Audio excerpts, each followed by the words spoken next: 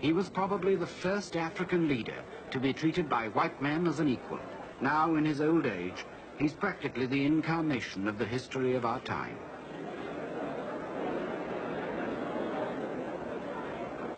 In Europe, the bloodiest of modern wars was being fought with tanks, machine guns, and poison gas. But here, the centuries rolled back as if to King Henry at Agincourt, or Richard losing his crown at Bosworth Field.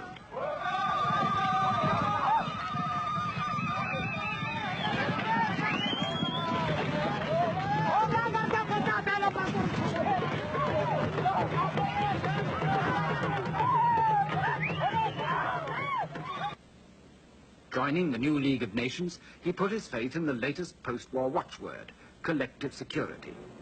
In such great company, one little country would surely be safe, for none would let another gobble it up. Instead, he hoped that all might compete in helping him to modernize his country and make it worthy of its place in the League.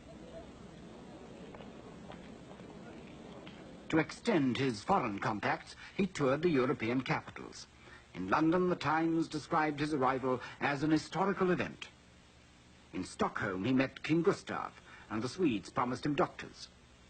In Brussels, he found financiers ready to invest in his country. Governors of Africa's colonial territories came to salute the independent African king. Benito Mussolini, the Italian dictator, proclaimed he would create a new Roman Empire, and he aimed at the one place left for imperial conquest in Africa, Haile Selassie's Ethiopia. And Britain and France would do no more than proclaim an embargo on arms sales to both sides. For Italy, with her own arms, the embargo was a green light. For Ethiopia, it was a death sentence. But for Haile Selassie, the final betrayal came at the League of Nations. Pierre Laval, the French foreign minister, and Sir Samuel Hoare for Britain, proposed to hand part of Ethiopia to Mussolini.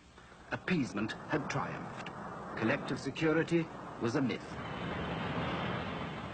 In the war that followed, Haile Selassie had no chance.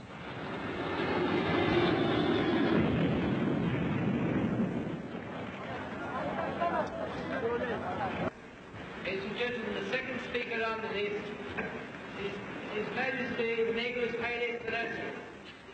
He did so with a dignity that has become a legend. Monsieur le Président, Monsieur le...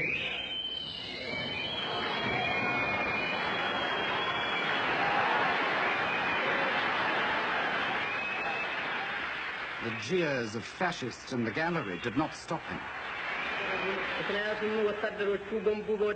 I am here to claim justice, he said.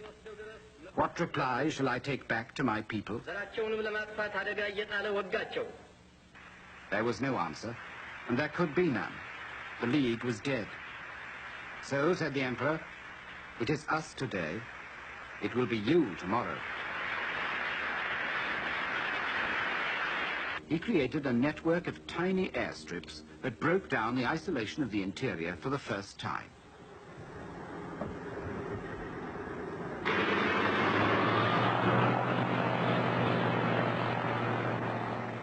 When the 1950s opened, Ethiopian Airlines were in business.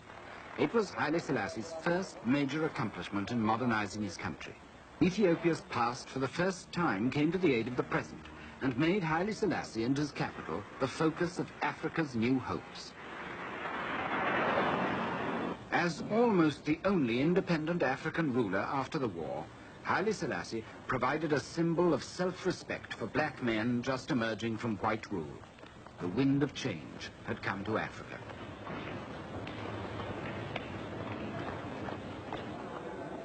Recognizing the emperor's unique position, the United Nations chose Addis Ababa as its African headquarters, and he embarked on a new political career.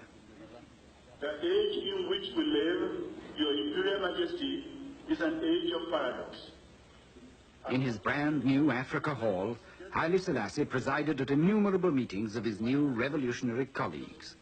He became the great African father figure, the great African peacemaker, in the Congo, in Biafra, in Morocco and Algeria. It was a strange apotheosis for the King of Kings.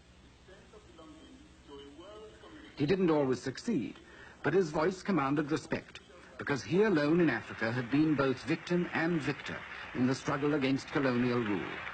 He alone had been the first martyr of the old League of Nations and was now a founder and guide of the new United Nations. Seeing his influence in the new Africa, the world beat a path to his door. The Organization of African Unity followed the United Nations and set up shop in Addis Ababa. Diplomats and businessmen flocked in.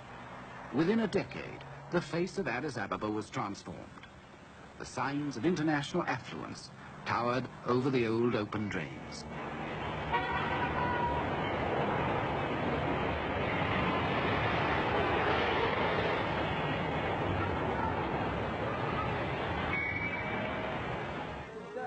With the bankers and diplomats came foreign money and foreign aid. There were new ports, new roads, new dams to be opened. America trained the Emperor's army. Russia built his schools. Israel provided technicians. India supplied teachers. Britain brought doctors. France offered culture. Germany sent trade missions. Haile Selassie's old empire had become the new African showcase, and everyone wanted an exhibit there.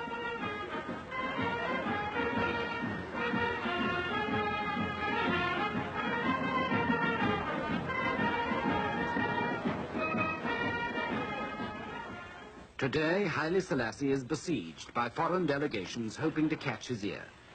He balances these contemporary forces to strengthen his own independence as shrewdly as he juggled half a century ago with the rival tribes and princes in his old fight for power. One day it may be a Japanese delegation, the next day a mission from Maoist China. It doesn't matter what political persuasion they are, they all see Haile Selassie as an essential link to the rest of Africa.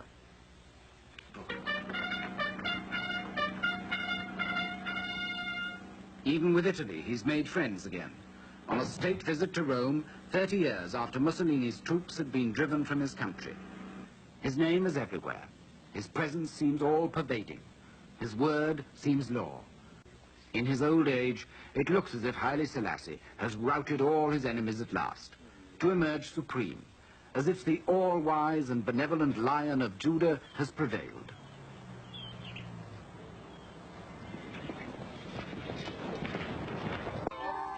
Nearly half the population of Ethiopia now is under the age of 15, and for Haile Selassie their education has always been an obsession, and turned one of his palaces into a university. He's directly responsible for whatever schooling these youngsters get.